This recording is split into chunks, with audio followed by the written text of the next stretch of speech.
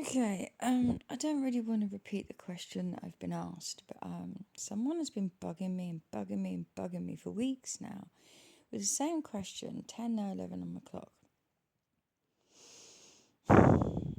My answer is this. I'm not going to tell you the question, but my answer is this. I can love anybody I fall in love with. Somebody's past to me means nothing. Okay, I'm not sorry. I'm not saying they mean nothing. I'm saying that the past, means nothing to me. Who they are now and who they are in the future means everything to me.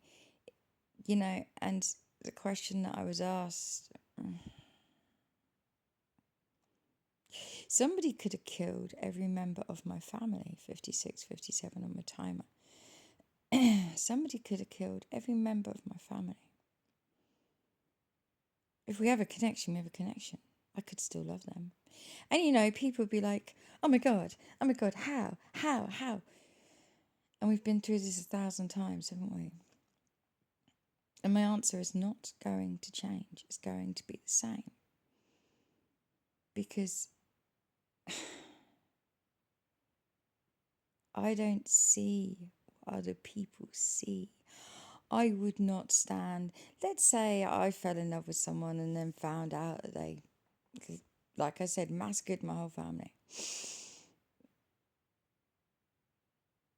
Love is love, and unfortunately, you can't help who you fall for. That's the way I feel. I feel like, especially if that person had served their time, and even if they hadn't, I understand certain things. Or let's say I fell for somebody whose family were to do with killing off everyone I love, right? The answer is this. I already have. I've already been in a relationship with somebody that actually his family were very much to do with the situation that I was placed in. And I loved him so much, so much. I'd have died for that man. I'd have done anything for him. And you see, I mean, James was a funny man, though, he was funny, he made me laugh. And that is the thing. That is what I'm trying to say to whoever you are that keeps bugging me with this question. Even with James, right?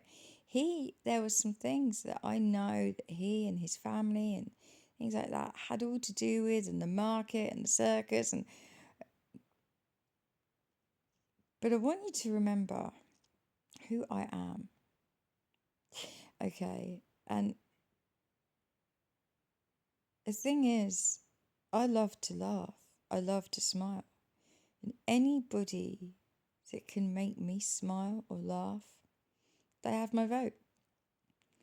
And the thing is, it's very difficult to explain. I mean, I grew up in the 80s, obviously, and my sister's grandparents, they owned public houses. You may resonate with Wicksteed, the word Wicksteed Park. Perhaps you've been to a place called Wicksteed Park in England. You may resonate with the word Wicksteed. You may resonate with not tennis courts, the other one. Where you shoot through the hoops and you get your, is it slam dunk or something? You may perhaps resonate with court sports. Court sports now. Court sports. Oh God, I'm just sorry. Yeah, dear. It's always competition in court, isn't it? And the thing about James and I is I know what he was told to do. I know he was told to infiltrate 432 on my timer. I know he was told to infiltrate. And I know that he was told to this and told to that. But the thing is, we had the best time while he was doing it. And we did. We did, you know. We did.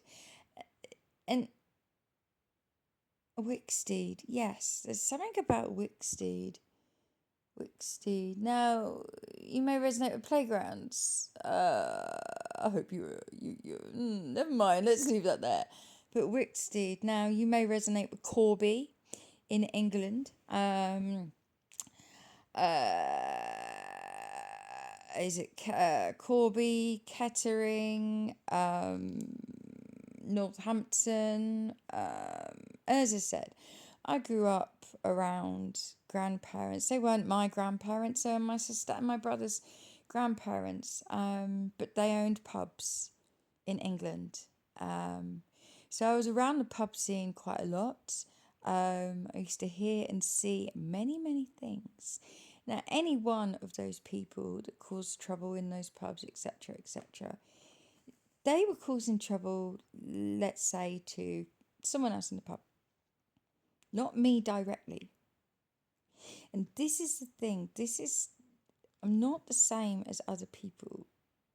If my soul or my whatever it is that is inside me and makes me this strange, odd way, if that connects with whatever is inside you or whoever is asking me this question and connects with your karmic ways, okay, the thing is, I could love a killer, yes, quite easily, because, it's that love that might then stop them killing. Who knows? And if I love someone, I love someone. You can't chop and you can't choose, and you can't just. I've said it before. Let's say I was with someone, and it got found out that they killed someone 20, 30 years ago, and they ended up in prison. I wouldn't be able to say I don't love you anymore, because of course I would, because the reasons why I loved you would still be there. Now, okay, if a killer came up to me and said, right, you know what, I can take you out for dinner or whatever, please not dinner, please not dinner, please not dinner. God, breakfast maybe. I'm well aware how to cut a hash brown and a fried egg. I know exactly what I'm doing. It's fine. But please not dinner. Okay, so let's say, I went out for breakfast with someone and we were hitting it off really well and we got into a relationship, and then halfway through the relationship someone said to me, I killed loads of people in my past. That's not going to stop the reasons why I loved them. If they make me laugh, if they make me smile, if when I curl up beside them and I have my head on their chest, if I feel safe, I can't switch that off, I mean, with this ex-partner of mine, I didn't feel safe. I was the one that had to protect him if there was trouble. But then I'm the same with everybody. I had my house broken into by this family that I then ended up seeing. James, his family, it was all such a big scam, such a big, massive scam. But through it, I had he was telling everyone how he was pretending, but he wasn't pretending, and I know damn well that he cared for me on the inside. But it's that thing again, it's that two sides. They're never allowed to be, are they? They're never allowed to be. It's not right. If I could have taken him and ran, I probably would. But I had children, and I had his children to think of as well. Actually, because no one else fucking would. But I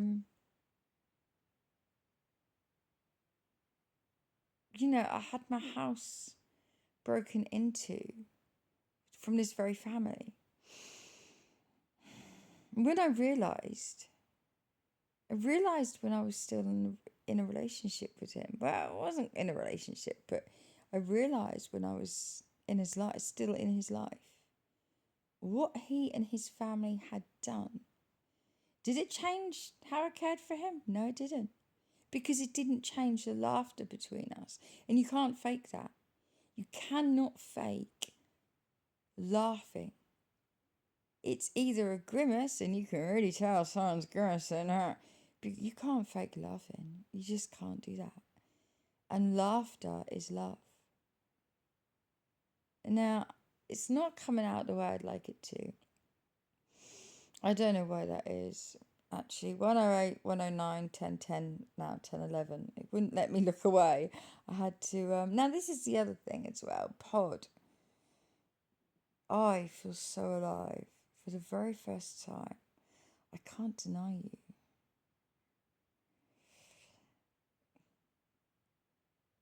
I believe you, regardless of what they say. You know, this is about. Never mind what this is about, actually. But, wherever you are, your past means nothing to me. And if this is to do with you asking your feminine a question and I'm answering it through personal circumstance, then your feminine is telling you your past means nothing to her. Nothing at all. How you behave now and in your future is what matters to your feminine, because I'm having to answer this question. And that's okay. Like I said, somebody could walk up to me right now, right? And I know it's crazy, but it's who I am. Someone could walk up to me right now and go, right, these are your answers. This is why you feel like you feel in your life. This is why you've been shunned. This is why you've been ignored. Or basically, it's because we're all fucking criminals and killers and all this stuff. Do you know the only thing I would want, right? Apart from pool and whiskey, you know? The only thing I'd want is a promise that my children's lives and Christopher's was going to be put right. I wouldn't want vengeance. I wouldn't want anything. And if that person stood in front of me, told me that, but I still liked that person and we still got on and we still had a laugh, a lot, it makes no difference to me what anybody has done in their past.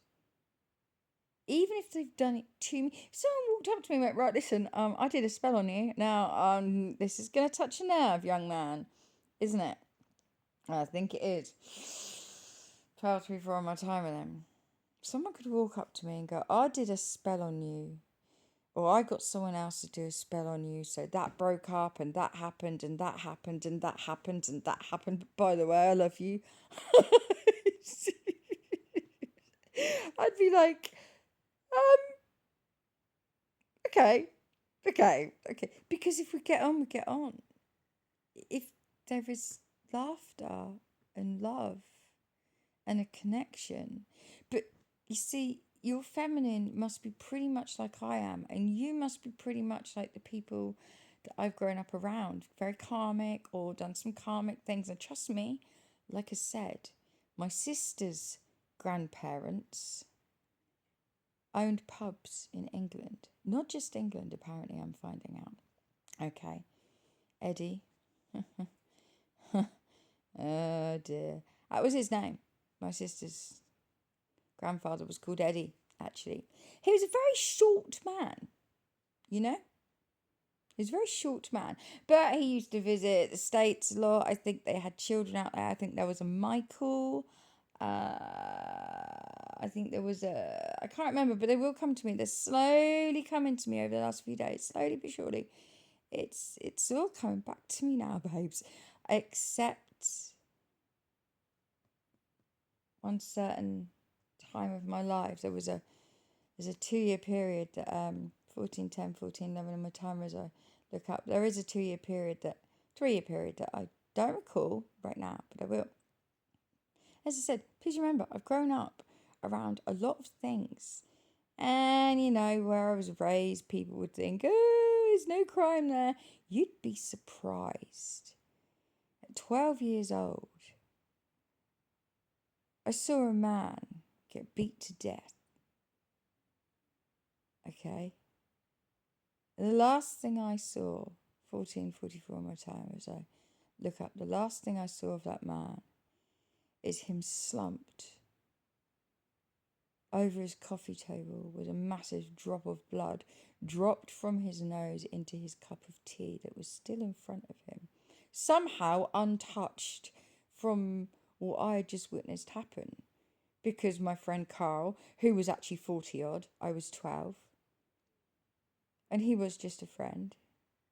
But I was sort of on and off the streets from 12, 13, you know. Some people that were older went, you shouldn't be on the street, come with me now, and looked after me. Some people didn't. Some people took advantage of me and treated me really quite badly. But this man, he found out something that happened to me. And he took an aluminium, how do you say it? An aluminium, whatever it is, that word. It was silver and shiny. And it was a sports equipment. And he said, I'm taking you with me. Catherine Ann and I, the two of us. He said, right, where's this man's house? And we showed him. And we watched him beat him to death. And that's no joke. It's no joke. Alright? So that's one example. One example. Carl, bless him, Mancunian. And you know, my so-called father, that isn't my father, probably Ian. He went up to, now was it Dudley or what? No, it wasn't. It was Harborne, in the Midlands. Harborne, Bourneville, can't remember the name, starts with a B. Anyway, and he had me up there at 13 years old to be his drugs runner. Okay? You have no idea of the things that I've been through, the things that I've seen, and the things that I could forgive in a heartbeat if my heart beats like yours. Now, I feel like your feminine is possibly the same.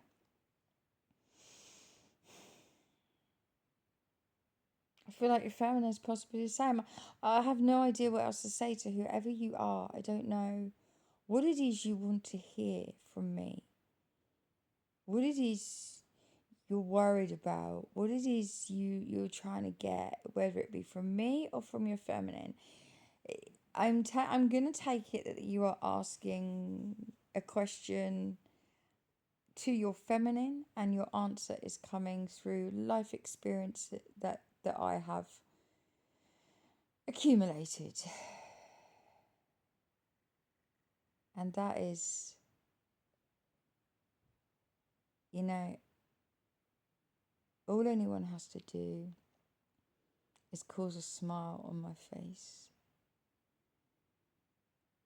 or share a laugh, something funny with me, because I love to laugh. Even James would tell you that. I love to laugh. And anyone that can do that, I don't care what they've done. As long as they just love me the way it's very odd, and that's not song confirmation either. I'm not interested in song confirmations right now. I'm interested in children being able to heal from pain that they shouldn't even have, because they're children and it's not their fault who their parents are, or their grandparents, or their great grandparents, or their uncles are. And to find out that my grandparents have family in the States and my sister's grandparents have family in the States, it only solidifies what I thought I knew to be true is now I know to be true. And I've been happy to face that truth. It's every other fucker that's running from it. You know? You will run from a truth that I'm desperately, desperately happy to face. If only for all this bollocks to damn well stop for my children, because my boy's done nothing. Nothing. Apart from be a product of everyone else's bullshit. I could quite happily, whoever you are, 2002 on my timer, whoever you are, I could love the fucking bones right out of you. No matter what you've done. No matter what you've done. And your feminine obviously is the same, because whoever this is for, 2020 on my timer, this is how your feminine is feeling. The only thing your feminine needs is the truth.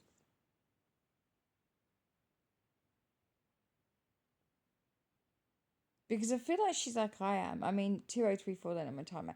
There was a time that I would have just taken laughter and blah, blah, blah. Yes, and I would take that. But now, no one is getting near me unless they can also tell me the truth. But in terms of, could this feminine care for someone that has either neglected her, abused her, done spells on her, killed her family, whatever? If she's like me, then yes. Yes, she easily could. Easily. And I don't care if people think I'm naive or strange. I can't help it. There are people in prisons I would love to visit just to be their friend. Because I know deep down, when everyone else is saying, oh, well, they're mentally ill, they're this, they're that, I know deep down. It's because deep down, all they wanted and needed possibly was a friend. Something I never had. But it didn't turn me into a killer. It turned me into somebody that could, yes, easily care for a killer. Or this or that.